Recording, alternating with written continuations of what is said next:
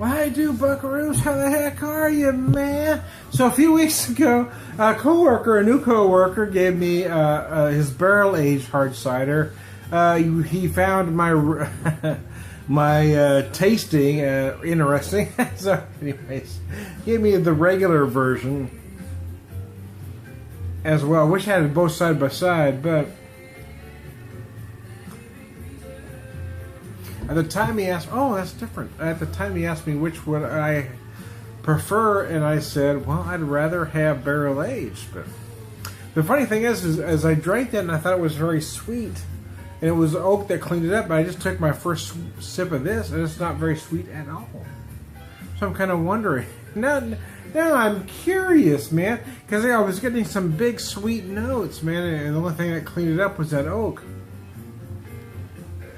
So now I'm curious if it was two different batches.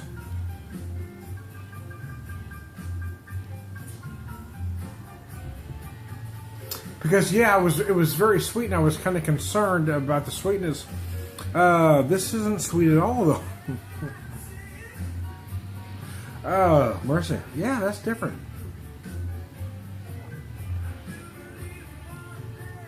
Isn't apple cider? Right side. Biscuits 20%, as did the oak age version say. But again, it was so sweet right up front that I expected this to be just as sweet.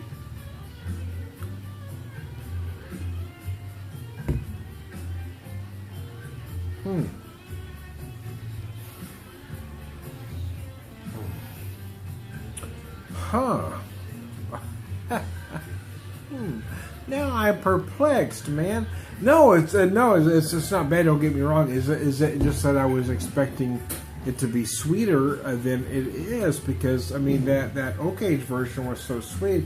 I'm wondering how much sweetness was pulled in from that oak.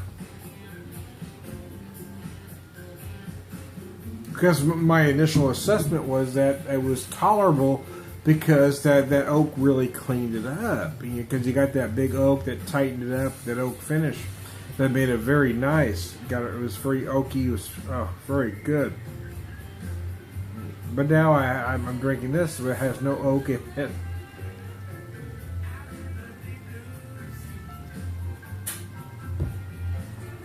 But it's not sweet, so then I'm curious, man. I'm curious where that sweetness came from. I don't know where to get sweet, man. Because, yeah, that oak age version was very, very sweet early on. I'm like, oh my gosh. And then all of a sudden, then it finished. And oh, that's nice.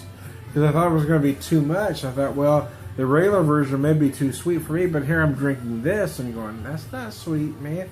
I don't know. Bottom line, Pappy knows what he's doing. Or Paps knows what he's doing. He's got a good product. I mean, I don't, I'm a beer guy, so I'm a whiskey guy. I don't have... Oh, Mr. Soul! Biscuits and gravy! So here's a problem with some of the things. There's small things to irritate me, right? So they're playing the song Mr. Soul. It says by Neil Young.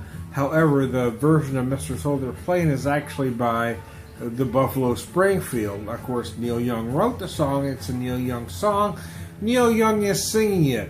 But the Neil Young did this song on the Trans album. So, but this isn't the Trans version. This is the this is the Buffalo Springfield version. So I'm a little irritated that they have it listed by Neil Young and not the Buffalo Springfield, which would be more accurate. Little things like that just kind of chap my ass, man. Anyways, so as far as Paps is concerned, yeah, I mean, he's doing good stuff. It really is.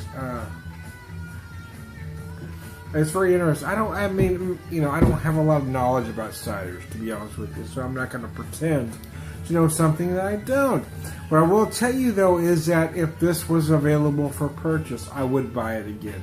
And that's really all the critique I could give, to be honest with you. So there you go. But I will also say, for my particular taste buds, I prefer the oaked version to this, because I like oak in everything.